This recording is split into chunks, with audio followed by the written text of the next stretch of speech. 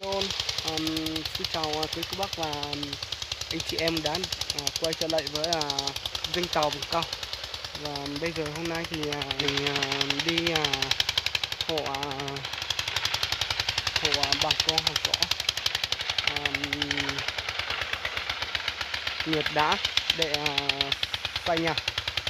Nên bây giờ mình sẽ quay video để cho quý cô bác và anh chị em mà được xem trên vùng cao này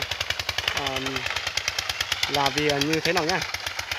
Hôm nay thì mình đi hộ hạt chảo làm nhà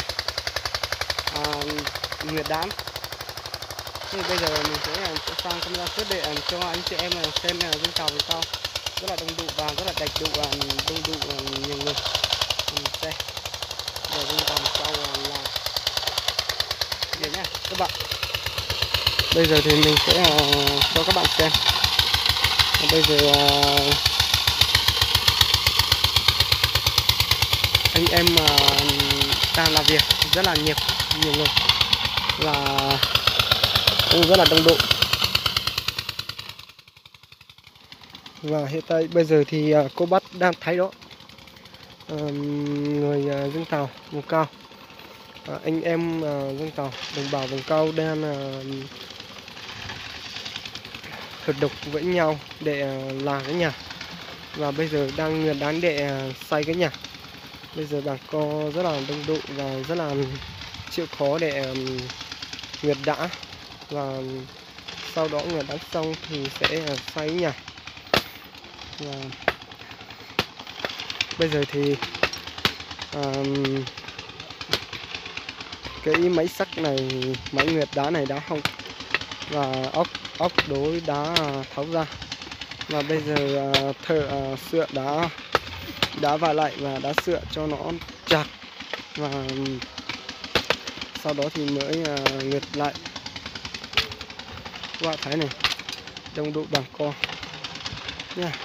Bà con rất đông đủ và cũng rất là có sức khỏe tốt.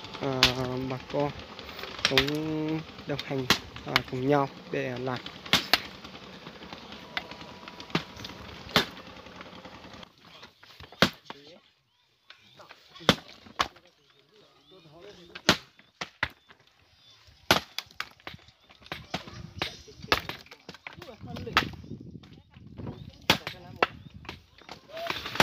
Cô bác xem, và hiện tại anh em đã đợi cái đán to, bên dưới. Bây giờ anh em đang nghỉ dậy lo, và hay thợ đã sửa máy, chắc là cũng là sửa xong nữa rồi. Đang sửa máy để nhanh chóng để lạc kịch.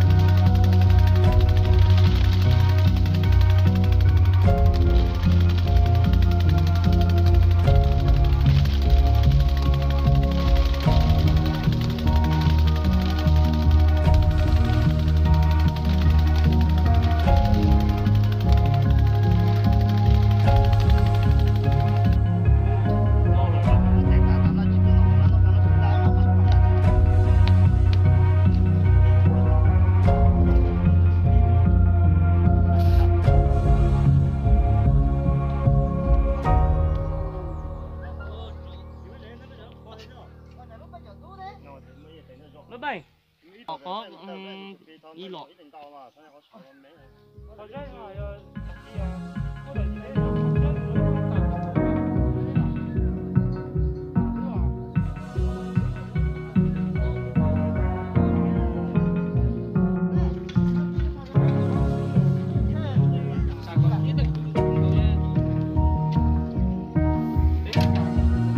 Kết thúc rồi mà. Kết thúc là sao đâu?